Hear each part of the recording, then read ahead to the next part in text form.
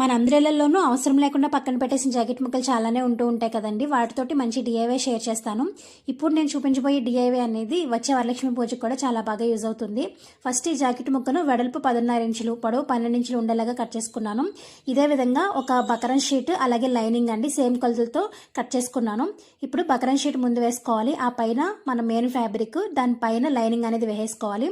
ఇలా వేసుకున్న తర్వాత పొడవు 4 ఇంచులకి మార్క్ చేసుకోవాలి కార్నర్లో. అక్కడ నుంచి కిందకి 3.5 ఇంచులకి మార్క్ చేసుకుని ఒక బాక్స్ లాగా డ్రా చేసుకోవాలండి. సేమ్ ఇదే విధంగా ఆపోజిట్ సైడ్లో కూడా 4 to 3.5 ఇంచెస్కి మార్క్ చేసుకుని మనం బాక్స్ ఎలా అయితే డ్రా చేసుకున్నామో అదే విధంగా కట్ చేసుకోవాలి. ఇప్పుడు పైవైపున కార్నర్లో ఇలా కాయిన్ తోటి రౌండ్గా మార్క్ చేసుకుని కట్ చేసుకోవాలండి. కట్ చేయకుండా అలా వదిలేసినా కానీ పర్వాలేదు. ఇప్పుడు చుట్టూ కూడా స్టిచ్ చేసుకోవాలి. మధ్యలో కొంచెం గ్యాప్ వదిలేసి ఆ గ్యాప్లో నుంచి ఇలా రివర్స్ తిప్పేసి గ్యాప్ వదిలేసిన చోట స్టిచ్ చేసుకుని చుట్టూ కూడా ఒక టాప్ స్టిచ్ వేసుకోవాలి.